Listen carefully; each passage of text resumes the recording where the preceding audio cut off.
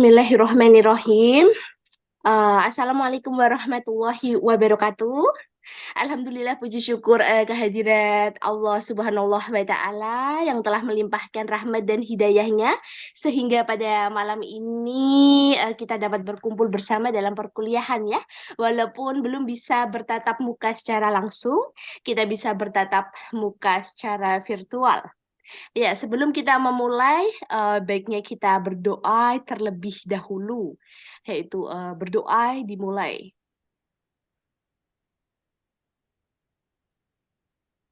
Selesai. Selamat malam semua. Malam.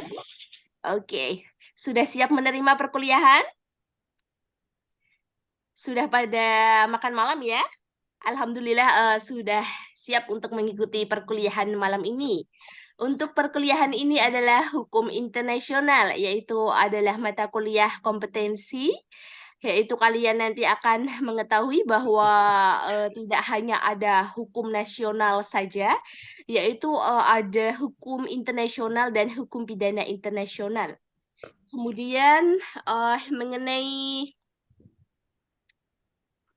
tujuan dari pembelajaran ini adalah mahasiswa mampu merefleksikan subjek hukum internasional, kemudian mahasiswa mampu menjelaskan mengenai organisasi internasional, apa itu Palang Merah Indonesia dalam mengatur, menjaga keamanan dan perdamaian di dunia. Kemudian mahasiswa mampu memahami tujuan dan asas-asas dari hukum internasional. Kemudian mengenai CPL-nya yaitu menjunjung tinggi nilai kemanusiaan dalam menjalankan tugas berdasarkan agama, moral, dan etika, berkontribusi dalam peningkatan mutu kehidupan masyarakat, berbangsa, bernegara, dan kemajuan peradaban berdasarkan Pancasila. Kemudian taat hukum dan disiplin dalam kehidupan bermasyarakat dan bernegara.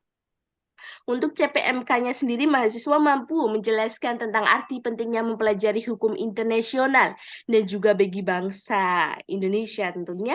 Mahasiswa mampu menjelaskan tentang berlakunya hukum internasional dan perwujudan hukum internasional dan juga terhadap negara Indonesia.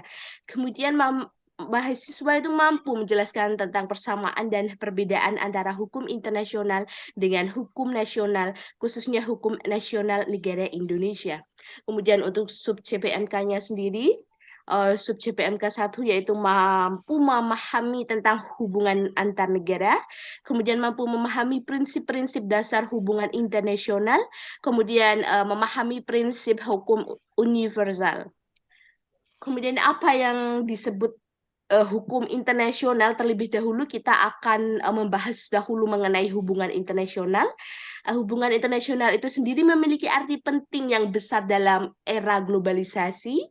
Beberapa alasan utamanya adalah memungkinkan kerjasama ekonomi untuk meningkatkan pertumbuhan dan kesejahteraan, kemudian menjaga keamanan, stabilitas global, dan mengatasi masalah-masalah global secara bersama-sama.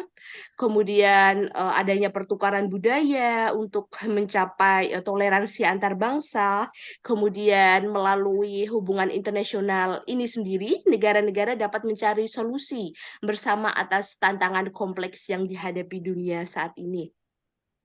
Kemudian mengenai hubungan internasional ini sendiri, yaitu melibatkan berbagai jenis interaksi dan hubungan antara negara satu dengan negara lainnya, yaitu hubungan bilateral itu sendiri adalah hubungan yang terjadi antara dua negara, yaitu contohnya negara Indonesia dengan Malaysia, kemudian adanya hukum dengan hubungan multilateral yaitu adalah 3 negara, contohnya adalah Indonesia dengan Malaysia dan Singapura.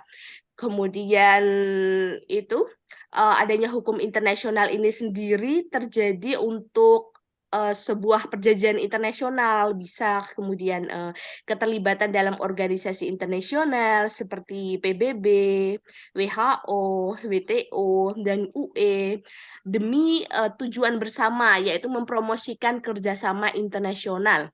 Selain itu, ada juga hubungan multilateral, yaitu melibatkan beberapa negara, seperti yang Ibu jelaskan pada pertemuan sebelumnya, yaitu hubungan ini tuh untuk mencari solusi atas isu-isu global dan hubungan regional yang bertujuan mempromosikan kerjasama di tingkat wilayah tertentu.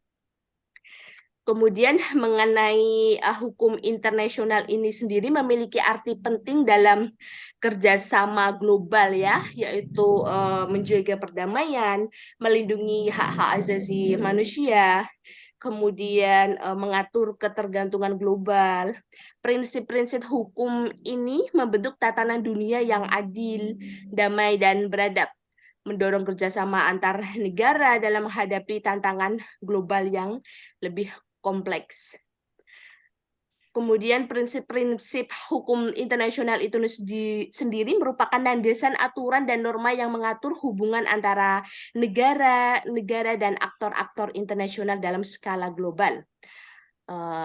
Saya lihat, coba ini Mas Ilham Darmawan, menurut Anda, apakah hukum internasional itu penting dan mengapa sih ada hukum internasional itu sendiri dan tujuannya tuh apa? Coba, sepertinya fokus sekali nih ya melihat PPT ini. Gimana Mas Ilham?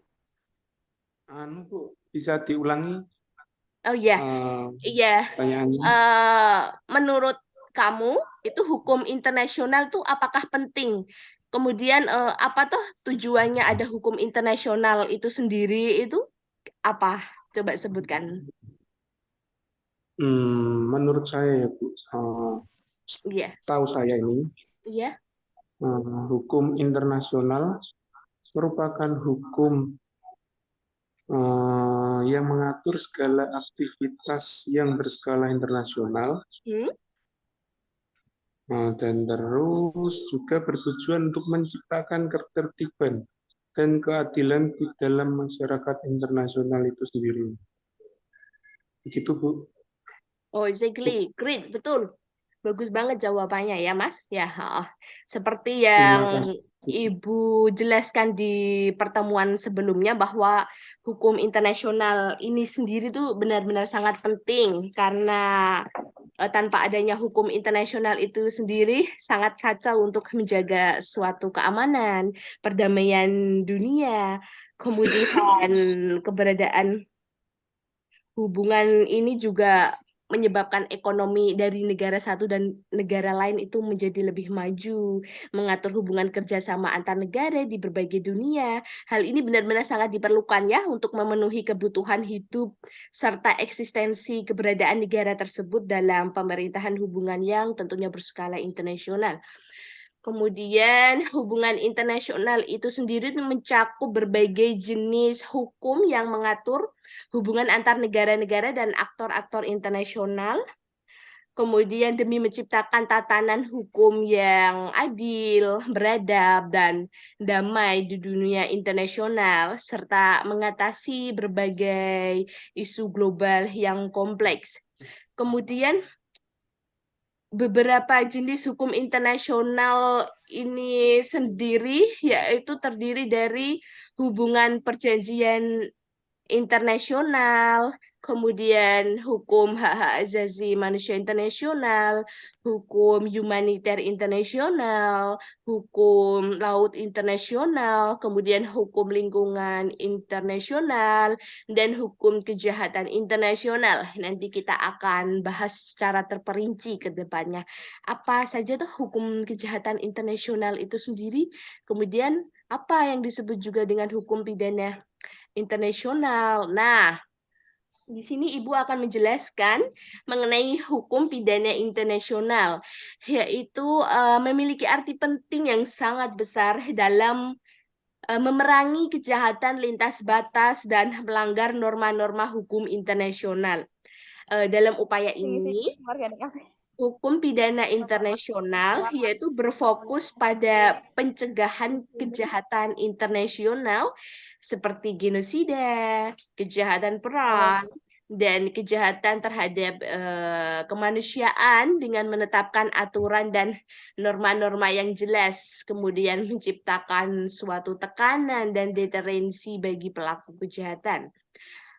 Selain itu, hukum pidana internasional itu berperan penting dalam melindungi, kemudian serta menetapkan kejahatan dan sanksi apa saja sih yang harus diberikan nih terhadap pelanggaran hak-hak tersebut, kemudian memastikan akuntabilitas bagi pelaku kejahatan tersebut melalui proses peradilan yang adil dan transparan nih. Jadi tidak ditutup-tutupi ya, siswaku. Semua ini memberikan harapan bagi korban untuk mendapatkan keadilan dan menegakkan tanggung jawab atas pelanggaran hak asasi manusia. Kemudian mengenai jenis-jenis hukum pidana internasional, yaitu mencakup peraturan dan mekanisme yang mengatur penuntutan dan penanggulangan kejahatan yang melanggar norma-norma hukum internasional di tingkat global. Kemudian beberapa jenis hukum pidana internasional yang penting antara lain adalah hukum kejahatan internasional yang mengatur genosida, kejahatan perang, kejahatan terhadap kemanusiaan, dan kejahatan agresi, serta menetapkan tanggung jawab individu yang terlibat dalam pelanggaran serius terhadap hukum internasional. Seperti kejahatan perang, ini sendiri kita pasti pernah mendengar yang namanya Perang Dunia ke-1, Perang Dunia ke-2. Dalam berperang ini sendiri pun itu ada perjanjian-perjanjiannya, semisalnya tidak boleh memakai nuklir dan sebagainya. Karena kan kalau memakai nuklir itu bisa bukan hanya membinasakan satu dunia saja ya, nanti dampaknya bisa berakibat ke negara-negara lain juga. Kemudian ada yang namanya tuh kejahatan dalam biologi dan sebagainya. Kemudian ada penyakit, penyebaran penyakit melalui laboratorium negara satu ke negara lain. Itu ada kejahatan-kejahatan yang tidak bisa ditoleransi ya dan dianggap sangat cukup serius. Kemudian selain itu terdapat juga hukum kejahatan transnasional yang berfokus pada kejahatan lintas batas seperti perdagangan narkoba. Perdagangan narkoba seperti kita sadari bahwa di Indonesia sendiri narkoba itu adalah pidananya itu sangat besar ya, 20 tahun itu saja adalah minimal, maksimalnya adalah seumur hidup. Kemudian ada perdagangan manusia, ada pencucian uang, money laundering, dan lain-lain sebagainya.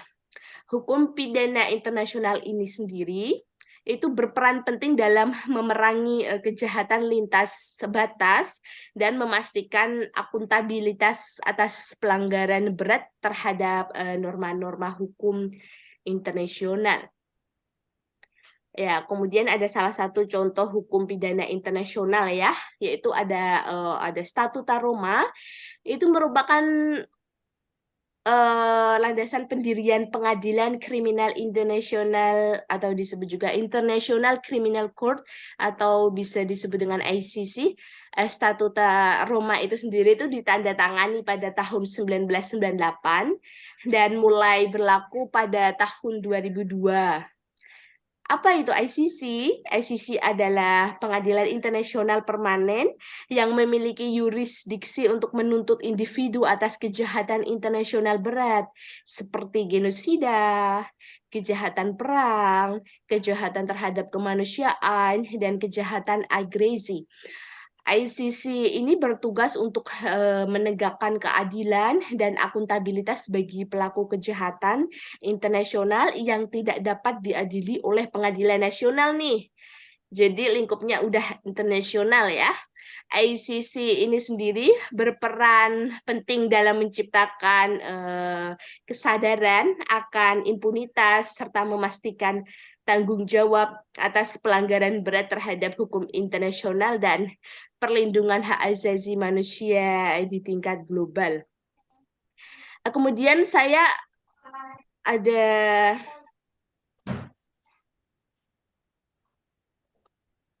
pertanyaan dari siapa nih? Ada partisipan, ada yang mau bertanya mengenai hukum internasional karena waktu sedikit lagi saya akan memberikan insya Allah satu PPT lagi ya. Tapi ada pertanyaan untuk tadi yang sudah saya jelaskan. Izin Bu, saya bertanya Bu, Oh, oh oke. Dari oh ya dari Darmawan. Eh, oke bisa? Apa? tentang hukum internasional apa yang akan terjadi Mm-mm. jika suatu negara melanggar hukum internasional itu Bu? Apa yang akan terjadi? Mm, oke. Pertanyaan yang sangat bagus untuk Darmawan ya. Oke, jika itu terjadi, maka negara tersebut itu akan mendapat suatu masalah dengan negara lain, maka semua negara itu harus tunduk pada peraturan-peraturan yang telah berlaku ya. Jika tidak kan dia akan mendapat sanksi-sanksi sosial dari negara-negara lain, mendapat suatu masalah dari negara lain, kemudian mengalami kesulitan saat perdagangan luar negeri. Wah, ini sangat eh di apa ya? Sangat merugikan sekali bagi negaranya ya. Kemudian akan dimusuhi oleh negara lain. Ini juga sangat berat karena yang namanya kita aja bertetangga itu saling membutuhkan saling tolong menolong, apalagi ini lingkupnya luas negara ya. Kemudian akan mendapatkan kesulitan saat akan mengadakan suatu perjanjian, misalnya perjanjian bilateral, multilateral, perjanjian mengenai kerjasama, kan banyak sekali. Kemudian akan sulit juga untuk melakukan pertemuan dengan negara lain. Kemudian itu saya akan coba memberikan PPT saya yang lain.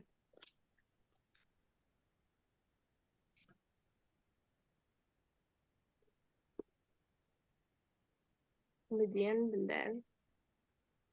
Share.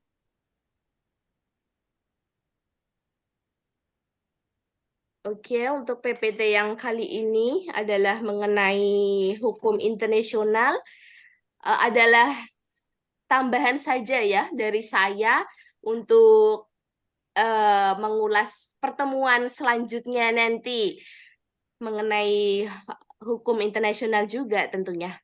Bahwa hukum internasional itu sendiri tuh mempunyai asas-asas seperti asas kebangsaan, asas teritorial, asas kepentingan umum, dan asas yang paling sering kita dengar nih adalah asas pacta sunt servanda. Artinya setiap perjanjian yang telah dibuat itu harus ditaati oleh pihak-pihak yang mengadakannya. Oke. Kemudian mengenai hukum internasional itu sendiri dibagi menjadi dua. Nanti kita akan kupas secara terperinci di pertemuan berikutnya, yaitu ada hukum publik internasional, kemudian ada hukum perdata internasional, kemudian tadi yang seperti saya terangkan mengenai hukum perang ya, ada syarat-syaratnya, kota terbuka tidak boleh dibom. Kemudian tidak boleh adanya perangkuman atau biologi dan kimia dilarang ya, seperti misalnya menciptakan suatu kuman, kemudian terjadi suatu wabah terus menyebabkan di semua dunia itu mengalami kematian yang secara brutal. Kayak itu gitu tidak boleh ada. Kemudian tidak boleh membinasakan penduduk sipil, melakukan perusakan terhadap fasilitas umum, tempat ibadah, dan sangat banyak. Kemudian mengenai subjek-subjek hukum internasional ini sendiri, kita bisa lihat ada negara, kemudian ada tahta suci Vatikan, kita bisa lihat pada slide. Berikut ini adalah ini ya, ada gambarnya sudah saya bikinkan. Ini juga ada logo-logonya juga. Ada WHO, pasti kita sering dengar nih. WHO, kemudian ada IMF, kemudian ada ILO, FAO. organisasi internasional berdasarkan konvensi internasional ya. Kemudian PMI, Palang Merah Internasional ini sendiri merupakan organisasi internasional yang berkedudukan di Geneva, Swiss berdasarkan konvensi Geneva 1949 yang mengatur mengenai perlindungan perang. Kemudian mengenai sumber-sumber hukum internasional ini sendiri dibagi menjadi hukum material, kemudian menjadi hukum formal juga, di mana sumber hukum material ini yaitu segala sesuatu yang membahas dasar berlakunya hukum suatu negara. Kemudian sumber hukum formal itu sendiri yaitu sumber dari mana kita mendapatkan atau menemukan ketentuan-ketentuan hukum internasional. Seperti halnya menurut pasal 38 Piagam Mahkamah Internasional, kalau sumber hukum formal itu sendiri terdiri dari perjanjian internasional, kemudian kebiasaan-kebiasaan internasional yang terbukti tentunya dalam praktek umum dan diterima sebagai hukum.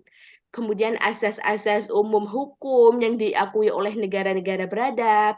Kemudian ada jurisprudensi. Sering ini kita dengar pada pada mata kuliah kita hukum pidana. Jurisprudensi itu adalah keputusan hakim hukum internasional. Kemudian ada doktrin, yaitu pendapat para hukum internasional. Wah, tidak terasa kita sudah di penghujung waktu ya. Sebagai tindak lanjut mengenai kesimpulan ini sendiri, yaitu hukum internasional seperti yang saya jelaskan, yaitu sangat penting, yaitu menciptakan perdamaian setiap bangsa, yang mana digunakan untuk mengatur hubungan kerjasama antar negara di berbagai dunia. Hal ini diperlakukan untuk memenuhi kebutuhan hidup serta eksistensinya ya. Kemudian mengenai tindak lanjut dari pertemuan ini, saya akan memberikan tugas, yaitu penugasan bisa dilihat dari LMS masing-masing. Kemudian ada juga tugas melalui link quizzes. Yang pertama adalah carilah sebuah artikel jurnal tentang perjanjian internasional. Kemudian yang kedua, analisislah hasil jurnal tersebut. Kemudian yang ketiga, hasil analisis diketik pada ukuran A4 times Arial 11, maksimal 1.500 kata ya. Kemudian deadline-nya pengumpulan 30 Juli 2023. Oke, siswa-siswaku. Baik, siswa-siswaku yang sangat aku banggakan dan sangat aku cintai. Nampaknya sekian materi dari saya. Maaf apabila ada kekurangan. Saya mohon maaf yang sebesar-besarnya. Wabillahi taufik walhidayah. Wassalamualaikum warahmatullahi wabarakatuh.